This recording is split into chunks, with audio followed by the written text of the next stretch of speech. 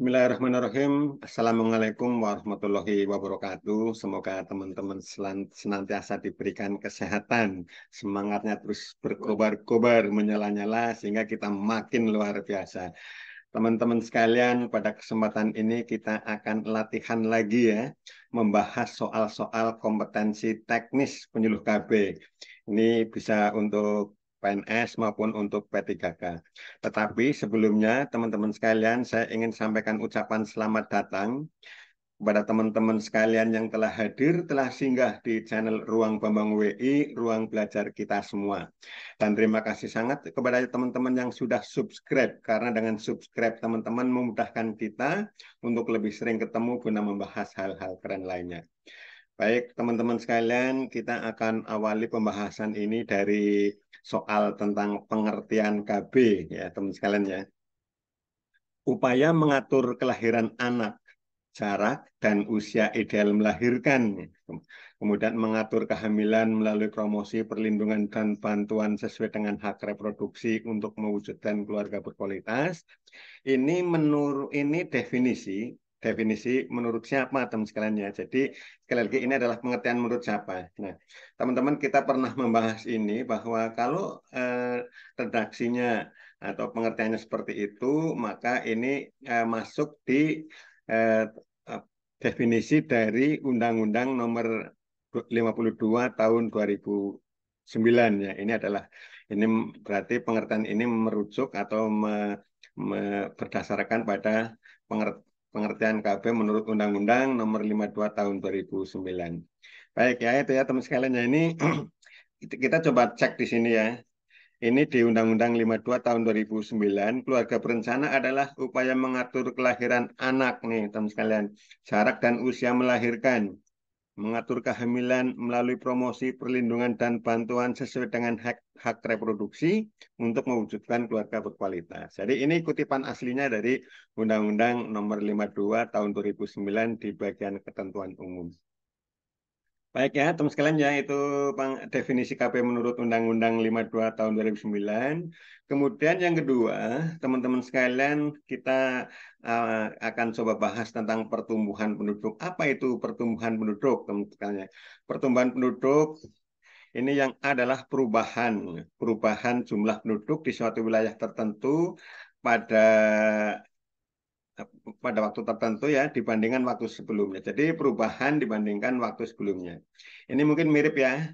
Kalau yang distribusi, teman sekalian, untuk yang apa, distribusi penduduk lah, mungkin ini tidak tepat lah. Ini kan kita lagi ngomongin pertumbuhan penduduk ya. Jadi itu bukan tentang persebaran atau distribusi, bukan pula daya dukung atau carrying capacity, atau ini indikator. Yang D membahas indikator, berarti bukan tentang pertumbuhan penduduk, dan yang E juga indikator. Jadi jawaban yang benar adalah pertumbuhan penduduk adalah perubahan jumlah penduduk suatu wilayah tertentu pada waktu tertentu dibandingkan waktu sebelumnya.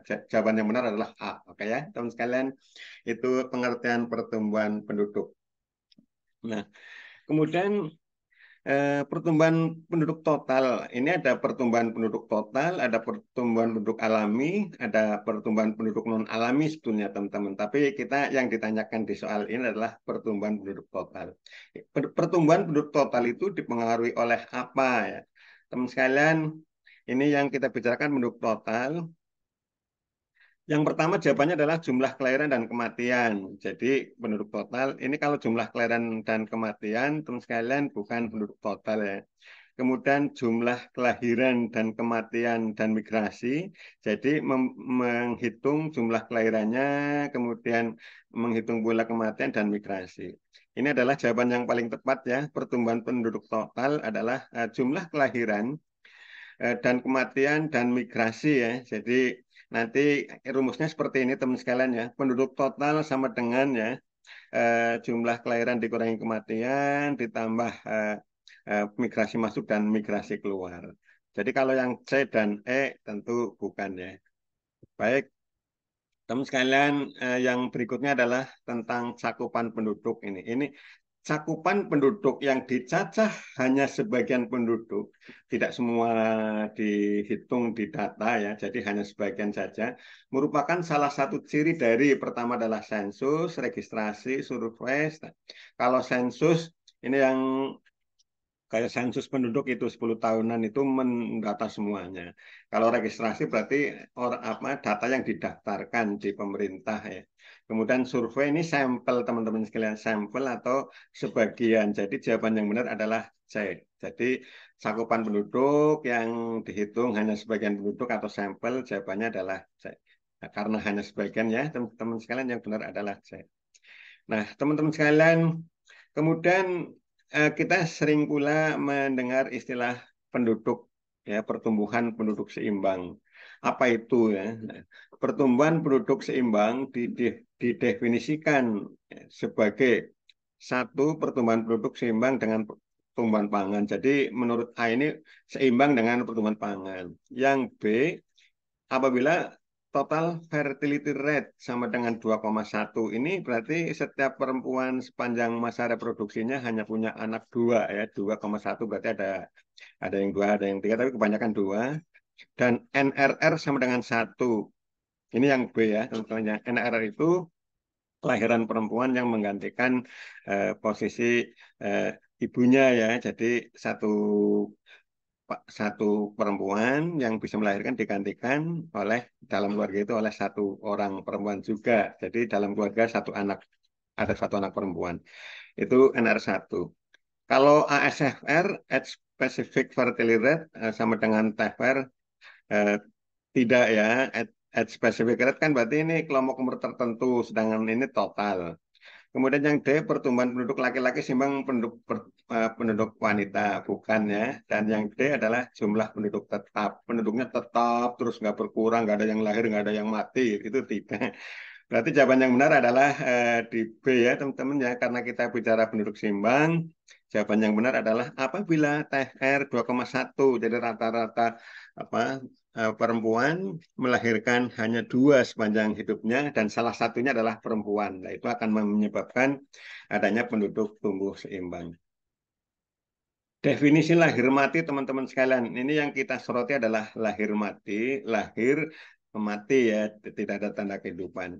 Definisi yang benar adalah A. Peristiwa menghilangnya tanda kehidupan dari hasil konsepsi sebelum hasil konsepsi tersebut dikeluarkan dari rahim. Berarti ini di, meninggal ini masih di dalam perut ibu. Kemudian B. Peristiwa menghilangnya tanda-tanda kehidupan, berarti bernafas, menangis, dan sebagainya itu ya, dari hasil konsepsi setelah hasil konsep tersebut dikeluarkan dari rahim. Setelah dilahirkan ini yang kedua, dilahirkan tapi tidak ada tanda kehidupan. Jadi yang benar adalah jawabannya B ya, teman-teman ya, sudah langsung ketemu ya. Kalau C, ini tidak ya, menghilangnya tanda kehidupan setelah di USG ya, nggak ada kaitannya dengan USG. Suatu peristiwa kematian pada bayi dan balita, bukan ya, bukan lahir mati. Jawaban yang semua jawaban benar juga tidak, karena yang benar itu hanya ini, yang B.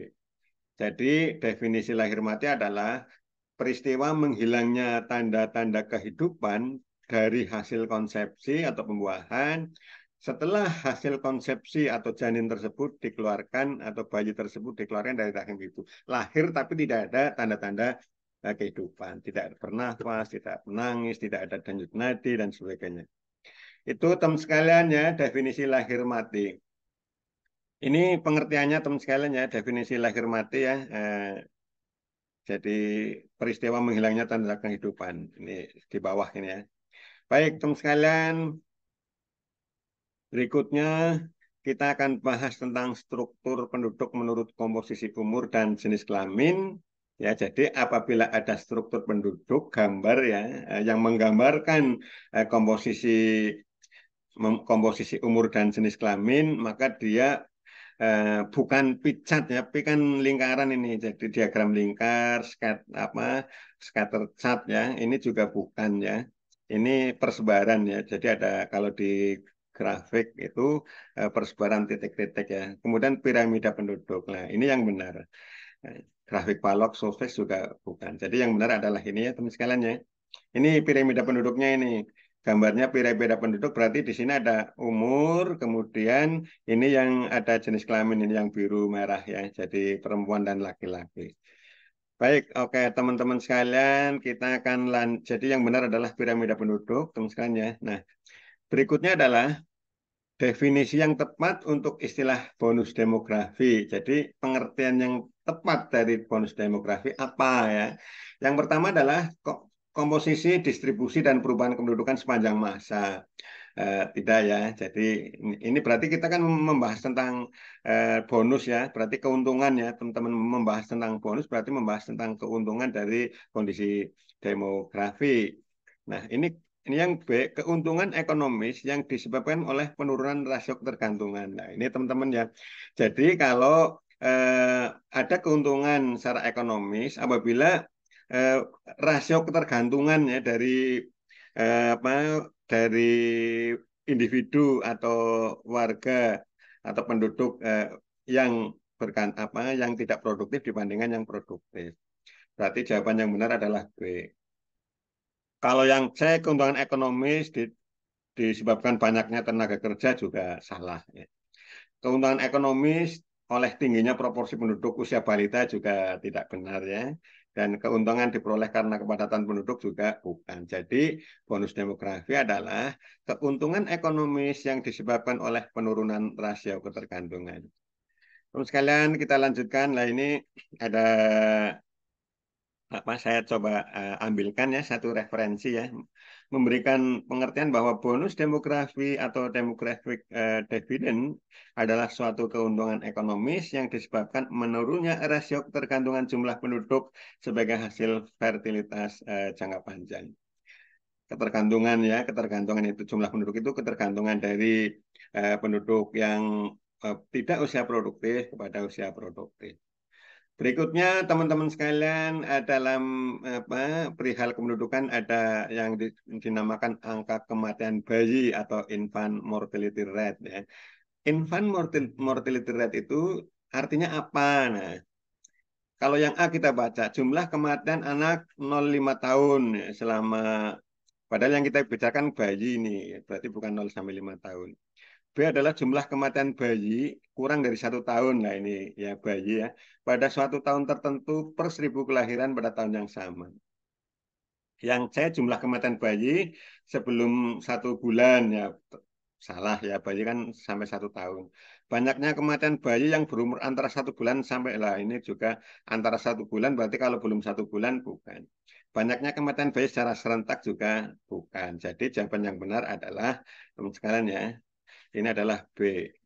Jumlah kematian bayi usia kurang dari 1 tahun pada suatu tahun tertentu per 1.000 kelahiran ya pada tahun itu. Rumusnya ini teman sekalian ya, IMR sama dengan kematian bayi dibanding ya, kelahiran birth ya, kali konstata atau konstan biasanya 1.000 per 1.000 kelahiran. Ini rumusnya dari IMR. Berikutnya tentang fekunditas. Kita sering mendengar istilah fekunditas dan fertilitas, teman-teman sekalian ya. Fekunditas kalau yang benar adalah kemampuan seorang wanita untuk melahirkan anak. Ini adalah fekunditas. Kalau hasil reproduksi nyata, ini berarti kan sudah melahirkan. Sedangkan fekunditas adalah kemampuan seorang wanita untuk melahirkan. Jadi baru potensi atau kemampuannya. Yang C adalah potensi ya, untuk melahirkan. Tapi yang sebenarnya adalah kemampuannya, baik dari sisi, ini biasanya dari sisi fisik, teman sekalian. Kita coba ini. eh, apa kita mendengar istilah fekunitas tidak sama dengan fertilitas. Kalau fekunitas itu kemampuan seorang perempuan, berarti ini semacam kesuburan dari perempuan, dan kalau fertilitas adalah kelahiran yang sudah nyata. Jadi kalau ini apa kesuburannya fekunitas, kalau fertilitas ada setelah menghitung setelah lahir. Itu ya teman-teman untuk fekunitas. Jadi fekunitas berbeda dengan fertilitas. Berikutnya angka kelahiran kasar. Angka kelahiran kasar atau CBR atau birth rate ya didefinisikan sebagai banyaknya kelahiran teman-teman ya, banyaknya kelahiran setiap 1.000 wanita ya, tapi ini banyaknya kelahiran setiap 1.000 wanita pada kelahiran setiap 1.000 wanita ya. Padahal yang kita ini ada angka kelahiran kasar ini pada kelompok umur tertentu ya berarti salah ini. kelompok umur tertentu bisa 15, 19, 20, 24 ini. Berarti ini ASFR kalau yang ini yang A, misalnya. Kalau yang B, jumlah kelahiran hidup pada suatu periode per 1.000 penduduk pada periode yang sama. Nah, ini teman sekalian, jawabannya adalah ini. Jadi kelahiran hidup pada periode tertentu per 1.000 penduduk. Jadi jawabannya itu ya teman sekalian ya B. Apakah C benar? Kalau ragu-ragu ini kita baca. Yang C adalah jumlah anak yang dilahirkan setiap 1.000 wanita usia subur pada tahun tertentu. Ini jumlah ya. Kayak pada ini berbeda ya. Kalau ini kan kelahiran hidup, kalau ini kelahiran jumlah jumlah melihat atau menghitung jumlah anaknya. Kalau yang B ini menghitung jumlah kelahiran hidupnya, kelahirannya. Padahal yang kita bicarakan adalah angka kelahiran kasar ya. Jadi kita tidak menghitung jumlah anaknya gitu, tapi jumlah kelahirannya. Yang D jumlah kelahiran hidup dibandingkan dengan pus. Nah, ini juga kurang tepat. Kalau yang E banyak yang lahiran, nah, yang terjadi secara kasar, kelahirannya kasar tanpa pertolongan kesehatan juga enggak. Ini pengertiannya teman-teman saya ambilkan dari modul tentang demografi ya. Angka kelahiran kasar adalah angka yang menunjukkan jumlah kelahiran setiap 1.000 penduduk ya, setiap penduduk setiap tahun ya. Dapat diketahui kalau rumusnya seperti ini. CBR birth rate ya, ini adalah kelahiran per perempuan ya kali 1.000. Ini per perempuan ya, bukan pada pus ya. Baik, teman sekalian, soal berikutnya adalah data di suatu daerah menyebutkan bahwa TFR sama dengan 2,2. Total fertility rate sama dengan 2,2. Kalau hasil sensus kita kelihatannya masih antara provinsi bervariasi, tapi kalau nasional sudah 2,3 ya teman-teman sekalian ya. Nah, apa artinya? Nah, ini artinya kalau yang A, jumlah anak rata-rata adalah 2,2 setiap wanita usia subur. Ya, ini setiap wanita usia subur. Jadi melihatnya seperti itu. Yang B, jumlah rata-rata anak. Kalau ini kan jumlah anak rata-rata nih. Ini jumlah rata-rata anak yang dimiliki seorang wanita selama masa reproduksinya. Selama masa reproduksi kan berarti selama eh, usia 15 sampai 49 tahun adalah jadi selama masa reproduksinya itu 2,2 orang. Ini artinya itu. Kalau yang C coba jumlah rata-rata anak setiap penduduk adalah 2,2. Setiap penduduk kan bisa laki perempuan berarti salah. Yang D jumlah rata-rata anak setiap pus adalah 2,2 juga. Bukan kita tidak membicarakan pus ya, tapi membicarakan tentang setiap perempuan selama masa usia suburnya. Kemudian presentasi kelahiran ideal ada dua. Nah, ini jawaban yang benar teman sekalian. Karena ini kita bicarakan TFR sama dengan 2,2, total fertility rate 2,2, maka yang benar adalah jawabannya ini. Jumlah rata-rata anak yang dimiliki seorang wanita selama masa reproduksinya adalah 2,2. Baik, teman sekalian, berikutnya kita akan balik bukan, tapi akan ditanya ya.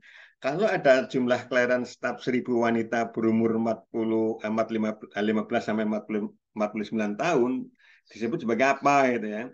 Jumlah kelahiran setiap, oke teman sekalian ya, jumlah kelahiran setiap 1.000 wanita berumur 15 sampai 49 tahun kita langsung lihat ini. Apa ini namanya? Jadi kelahiran setiap 1.000 wanita yang jumlah kelahiran setiap 1.000 wanita berumur 15 sampai 49 tahun disebut sebagai apa? Ini tidak membicarakan tentang sepanjang masa reproduksinya. Ini disebut sebagai angka kelahiran umum atau general fertility rate. Jadi ini langsung 15-49 tahun tanpa menghitung kelompok umur ya, misalnya 15-19, 20-24. Kalau TFR menghitungnya dari kelompok umur. Jadi ini jawaban yang benar adalah GFR, General Fertility Rate. Baik ya, sampai di sini gimana masih bisa diikuti teman-teman sekalian? Oke, kalau bisa kita lanjutkan.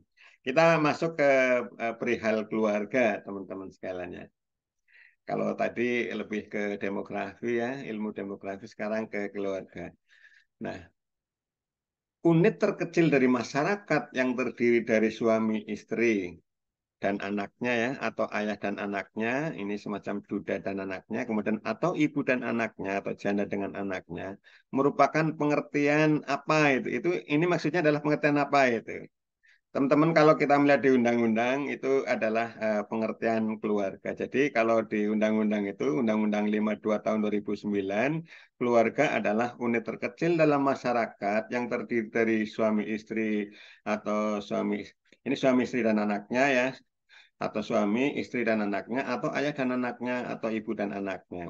Jadi suami istri atau suami istri dan anaknya itu adalah keluarga menurut undang-undang. Undang-Undang Nomor 52 Tahun 2009. Kita lanjutkan. Nah, keluarga itu sebagai unit terkecil dalam masyarakat itu punya berapa fungsi ya? Fungsi keluarga ya. Jadi keluarga itu dibentuk karena akan menjalankan fungsi-fungsinya. Salah satu fungsi tidak bisa dilaksanakan oleh keluarga, maka kecil kemungkinan keluarga itu akan bahagia dan sejahtera. Nah, ada berapa ini? Ini pilihannya adalah A6, B7, C8, D9, E10. Yang benar adalah ada 8 fungsi keluarga nih teman-teman sekalian ya. 8 fungsi keluarga itu meliputi fungsi agama, fungsi sosial budaya, fungsi cinta kasih, fungsi melindungi, fungsi reproduksi, fungsi sosialisasi pendidikan, fungsi ekonomi, dan fungsi pembinaan lingkungan. Kayak itu ya, jadi jawaban yang benar adalah ada 8. Ada 8 fungsi keluarga. Berikutnya, nah kita coba mau terapannya atau penjelasannya ya. Berikut ini bukan merupakan fungsi keluarga.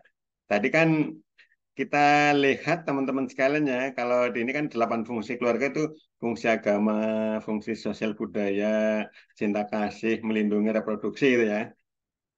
Nah, sekarang ditanya, ini yang bukan mana? Lah kalau melihat dari penjelasan tadi, maka yang bukan ada. Kalau agama iya ini fungsi keluarga, sosial budaya iya ini adalah fungsi keluarga. Cinta kasih kasih sayang ini yang benar bukan sayang ya. Cinta kasih sayang ini juga fungsi keluarga. D ada, lah ini tetangga ini bukan fungsi keluarga ya. Kalau ekonomi fungsi keluarga. Jadi kalau melihat 8 fungsi keluarga ini, yang tidak termasuk adalah tetangga. Nggak ada fungsi tetangga ya dalam keluarga. Teman-teman sekalian, saya akan lanjutkan. Nah, ini penjabarannya. Ini tentang fungsi ekonomi. Kita akan bicarakan tentang fungsi ekonomi, tetapi mana yang bukan nilai-nilai pada fungsi ekonomi ya teman sekalian ya. Kita lihat fungsi ekonomi adalah keluarga mengajarkan kepada seluruh anggota keluarga untuk selalu hidup mandiri, hemat, dapat mempersiapkan dan berhati-hati dalam memperhitungkan semua tindakan, mencegah terjadinya kerugian baik secara finansial maupun lainnya. Ini fungsi keluarga. Jadi nilai-nilai ya pada fungsi keluarga, kalau peduli ya ini nilai fungsi keluarga, hemat nilai fungsi keluarga, disiplin adalah nilai fungsi keluarga juga. Ini disiplin penggunaan uang, pengeluaran, dan sebagainya. Kalau hemat juga ya berarti yang bukan adalah boros. Boros berarti bukan nilai-nilai fungsi ekonomi keluarga. Ini masih bicara tentang fungsi, teman-teman sekalian.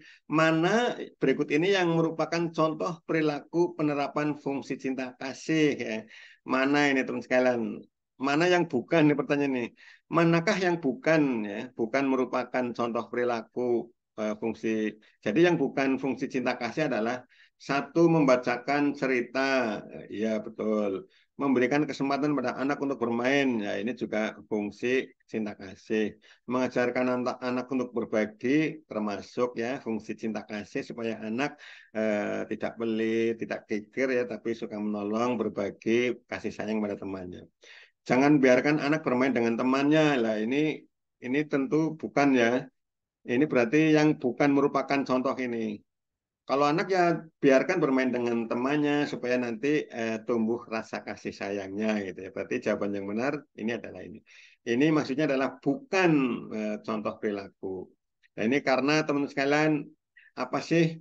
Eh, jadi kalau yang ini jangan biarkan anak bermain dengan temannya. Ini berarti bukan perilaku fungsi cinta kasih dalam keluarga. Karena teman sekalian, dalam fungsi keluarga dijelaskan bahwa untuk fungsi cinta kasih, maka keluarga harus menjadi landasan yang kokoh terhadap hubungan anak dengan anak, suami dengan istri, orang tua dengan anak, itu hubungannya harus kokoh ya, kokoh, lekat, dekat, akrab ya, serta hubungan kekerabatan antar generasi sehingga keluarga menjadi wadah utama berseminya kehidupan, ya, bersemainya kehidupan yang penuh cinta kasih lahir dan batin.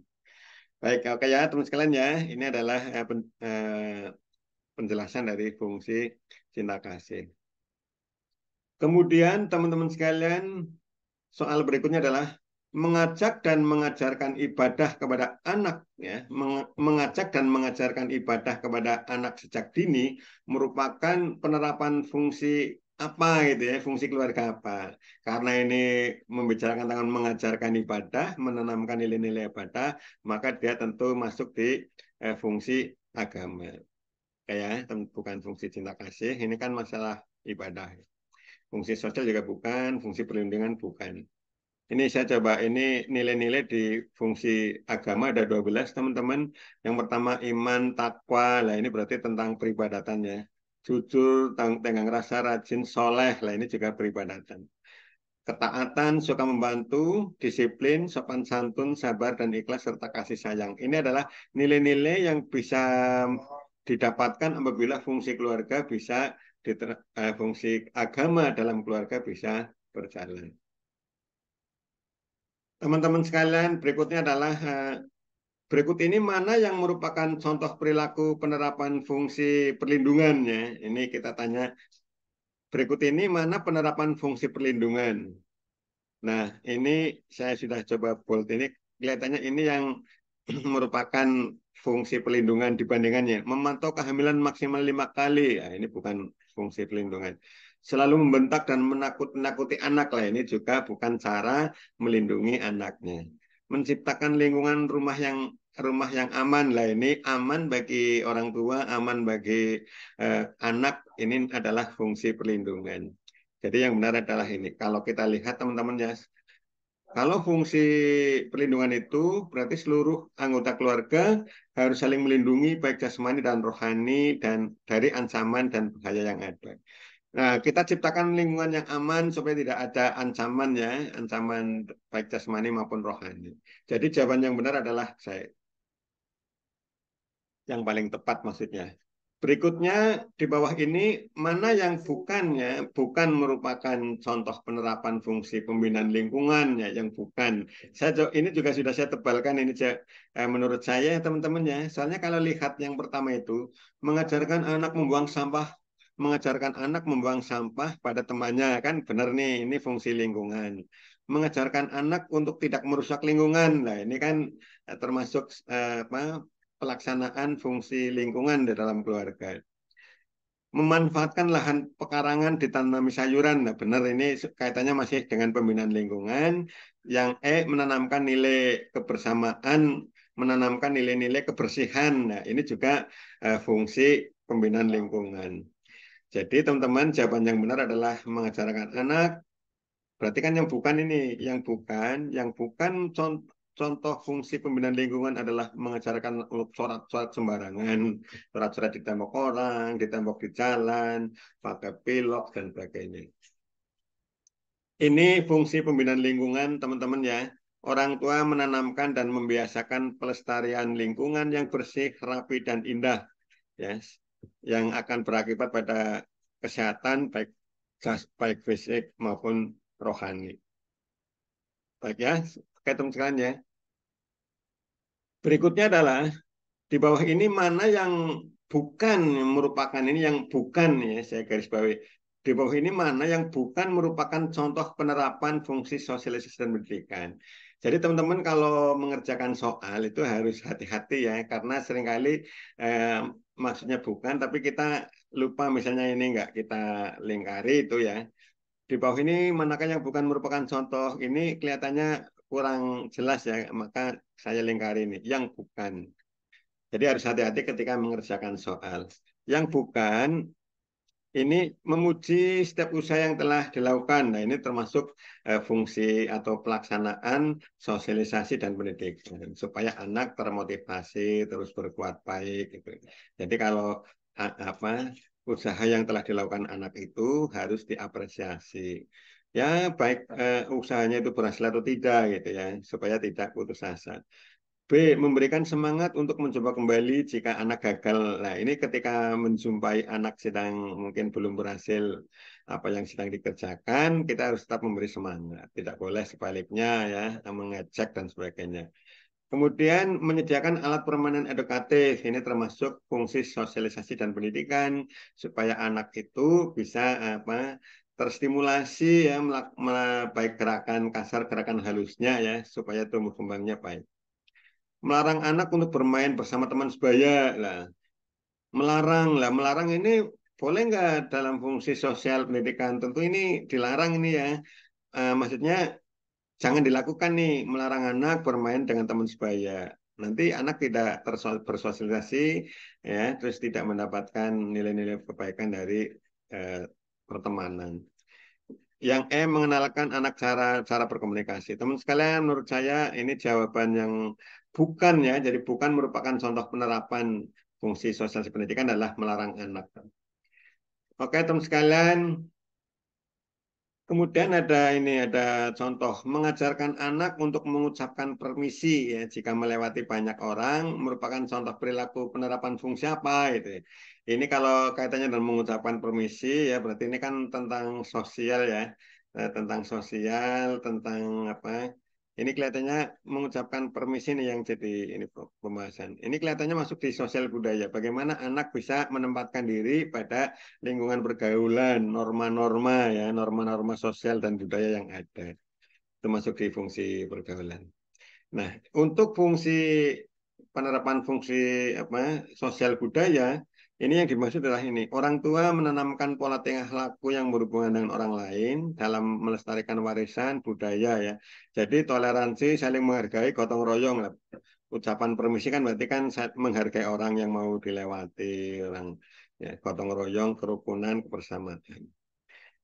Baik, teman sekalian, itu tentang fungsi-fungsi keluarga. Sekarang kita akan bahas tentang PHBS. Teman-teman sekalian, PHBS adalah eh, hasil ini PHBS merupakan singkatan perilaku hidup bersih dan sehat. Ini di modul pelatihan-pelatihan teman-teman ya, di modul tentang PHBS atau tentang pencegahan stunting ada itu. Nah, kalau misalnya ada pertanyaan apa singkatan dari PHBS, maka jawaban yang benar adalah perilaku hidup bersih dan sehat. Bukan pembiasaan, bukan proses hidup, bukan pembiasaan hidup, bukan perilaku hidup. Bukan perilaku hidup berencana dan harmonis, tapi perilaku hidup bersih dan sehat. Ini contoh berikutnya. Ini masih tentang apa? Nah, salah satu contoh kegiatan menjaga lingkungan tetap bersih dan sehat adalah, ini kan perilaku hidup bersih dan sehat ya. Teman-teman sekalian, untuk lingkungan tetap bersih dan sehat, maka jawaban yang benar adalah rutin membersihkan selokan. Kalau membiarkan sampah kan berarti tidak bersih, tidak sehat. Membuang limbah ke sungai juga bukan perilaku bersih dan sehat.